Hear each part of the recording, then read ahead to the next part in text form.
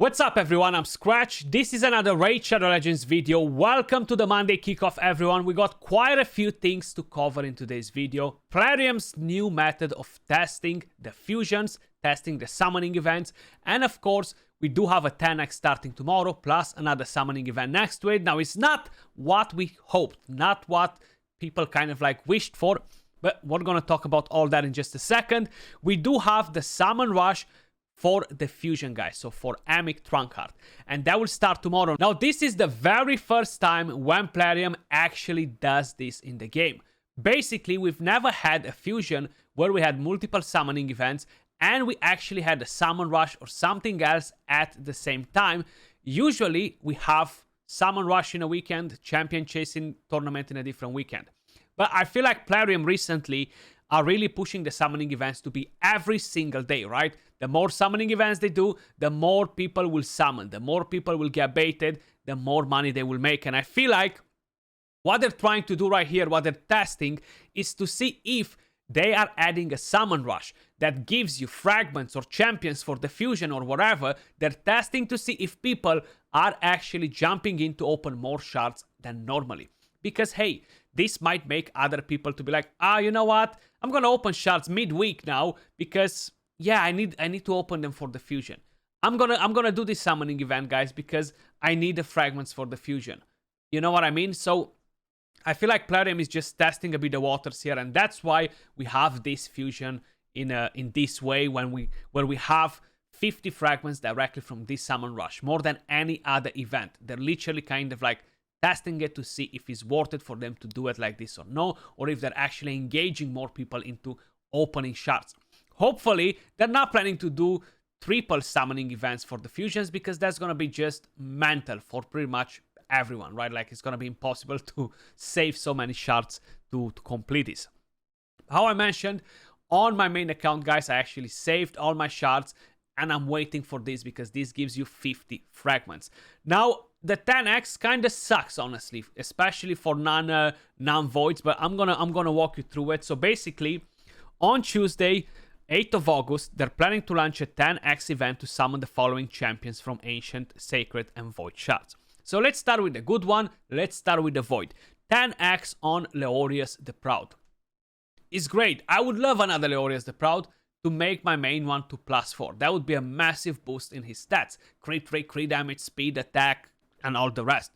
Now, this is actually a solid nuker for the current meta. It's a bit harder with polymorph and accuracy on him, especially for the higher tiers of arena. But what's great about the champion is that he is immune to all the crowd control debuffs except Sheep. With the A1, attacks one enemy 2 times, he has a chance to land defense down. The second hit will deal extra damage if the target is under 60% HP, or just generally the entire skill will do it, but the first hit usually takes them from full HP, and the second kind of like clears the rest because it's going to be under 60. Now the A2 is an AoE skill, the A3 is an AoE skill, and it has a chance to land through fear and weaken. Now this is the problem with polymorph here. If you have accuracy, you kind of like want to dodge accuracy on him to avoid getting him polymorphed, you know. The A2 is attacks all enemies 2 times, which is great to kill Rotos, for example. Same with the A1. The passive instantly places an unkillable buff on this champion for 1 turn before receiving a fatal hit, and his damage increases. So the more HP he loses, the more damage he deals. So 1% HP lost, 1% extra damage, basically. It's actually pretty solid. Love the champion. I am in the process of rebuilding him for a live arena. I just need to glyph him a bit to make him a bit faster. So annoying that you need to have fast champions for live arena. And then we have an increased ally crit rate in all battles by 24%. So this is the good news. Now I do want to mention, guys, quickly, because I forgot, the 10x chances suck, okay? The 10x chance is ridiculous. The chance to get a legendary is almost none, okay? It's almost none. It's like it's not even there. You need to get extremely lucky to get the 10x champion. It's like winning the lottery. The chances to summon legendaries are still the same, 0.5%, 6%, and the 10x chance literally does nothing for you. You're better off to wait for 2x events unless you're the biggest Kraken in the game who's just looking to get this specific champion, you know? That's my advice to all of you. And I'm being honest here, as blunt as possible. Then the next 10x champion that we have on is the new one, and is Jag Bonesaw. Now, I haven't tested the champion just yet. I'm not rushing to completely flame the champion, but I can tell you, he looks amazing. Well, wait till you see the sheep skin that he's gonna put on as soon as you take him in arena against Polymorph. And the thing is, not all of you guys are gonna find Polymorph in arena, which is fine. In lower tiers, live arena, classic arena, tag team arena, he's gonna be just fine to jump in and do some damage. So with the A1 attacks one enemy, steals 10% of the target's turn meter, has a 25% chance of repeating this skill. Now, this can be interesting. With the A2, attacks one enemy 2 times. Before attacking, transfers all debuffs from this champion to the target. Damage from the first hit increases by 10% for each debuff transferred. Then applies a debuff spread effect, taking 2 random debuffs from the target and placing them on all enemies.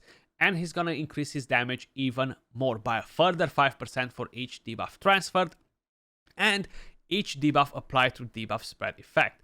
This is gonna be on a 3-turn cooldown. You're getting 20% more damage from the books. The multiplier is 3 point something, then it gets 1 point multiplied for debuff, and this is on a single target 2 times, so it could potentially be pretty nasty, right? Three hits, so it's a 6 point multiplier, let's be honest, and we could get some serious damage. But I'm gonna test this champion today, guys. I'm gonna do a spotlight on him later on today, so in case if any of you guys are pulling him, you know what to expect, and we can see what exactly this champion has to offer. With the A3, this is gonna be on a 4-turn cooldown, fully booked, attacks all enemies, before attacking removes all buffs from all enemies. Damage increases by 5% for each buff removed. Fills this champion's turn meter by 15% for each enemy killed by this skill. And then you have the passive, which at the start of this champion's turn buffs him with increased accuracy and increased crit damage for a turn, and at the end of the champion's turn puts decreased crit rate and decreased crit damage on the enemy with the highest crit damage. And this is a pretty interesting thing. It's at the start of the champion's turn, not round, okay? So whenever he takes a turn, this will actually happen. So even more chances for him to get polymorphed, right? Like, this is actually crazy to have so many chances of getting polymorphed in a skill. Similar with Valkanen, or Valkaden, whatever is his name, the young battle Khazar, you know? The base stats on him are fairly decent. Now, this skill has a 4-point multiplier, removes all buffs, damage increases for each buff removed.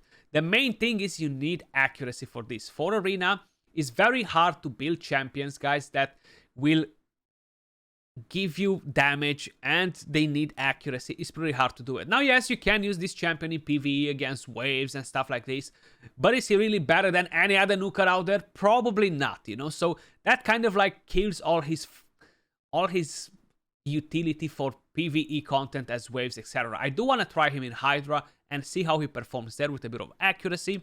You know, he might actually impress me, who knows. Then, guys, let's move over to the next thing. We're gonna get a 1+1 from Sacred Shards. So basically, summon 1 legendary from a Sacred Shard and you're gonna get an extra different one as bonus for free, basically. Now, keep in mind, the next event that we have in game is going to be 2x Ancients this weekend, so not Sacreds. So maybe you have Sacred saved up. I do have some Sacred saved up, and I am planning to go and use them for the Summon Rush to get a 50 missing fragments. And if I need to open some extra shards, I'm gonna do it. Now, I don't know how these fragments will be split. Do I need to open 100 Sacreds to get it? 25, or will be a batch of 50? Pretty hard to anticipate what Plarium is experimenting with this Summon Rush for the Fusion, you know, in the middle of the week, basically. Then, we really hoped that we were going to get a guaranteed event, either from Sacreds, either from Ancients, just something to be a bit more juicy. Now, it doesn't really make sense to do a Summon Rush and a guaranteed at the same time, because you know how Plarium kind of like operates. They're not really doing many things in the favor of the player. And the last guaranteed event that we had was on 26th of May, and that was from Ancient Shards and was for Asgore Crimson Horn. And that was for the Jetney fusion partner, basically. 180 ancient shards, which is just crazy. Then we had Mishinaki in March, which was 10k summon rush points. So you cannot call it sacred shards guaranteed, you know. So if you're actually paying attention, when you had the last guaranteed sacred was on 1st of December, man. Plarium doesn't want to do these guaranteed events anymore. Like, yes, we've got so many guaranteed on epics and things, which is definitely a good thing for newcomers to the game, mid-game players, people that are looking for specific epics. But at the same time, those people are looking for legendaries too, you know, and I bet most of you will wish to get a guaranteed legendary instead of a guaranteed epic, unless they're literally a guaranteed seer or a guaranteed geomancer or something super crazy, something that will really change your account, you know. But seems like they just don't want to do guaranteed events. It almost feels like they're canceling the legendary guaranteed events, especially from sacred shards. But let me know your thoughts in the comments down below, guys. Are you gonna pull for 1+1s? Usually they tend to be slightly better than 2x chances. Just, I know people, they did a math on it, and it just shows that it is a bit better to summon on 1+1 than on 2x, because you might get unlucky and you're gonna open 20 sacreds and no legendary on a 2x. That can happen easily. Or you might get lucky and get 5 legendaries, you know, from 20 sacreds. You never know. It's kind of like an RNG, but just the probability, it is a bit better. And this is more recommended to open shards for 1+1, guys, when you are a bit in the mercy. Let's just say, well, you know what, last weekend I opened 10 sacreds, I got no legendary, so I have 5 sacreds, now I'm gonna try. It's more likely for you to hit that legendary than when you're starting from scratch, basically. When you have, well, I opened a sacred last week, I got a legendary, I have 5 sacreds, now let me try again, you know? So keep that in mind as well. But that was all for this video. Let me know your thoughts in the comments down below. Appreciate every single one of you guys watching, and I'll catch you all soon in the next video. Peace.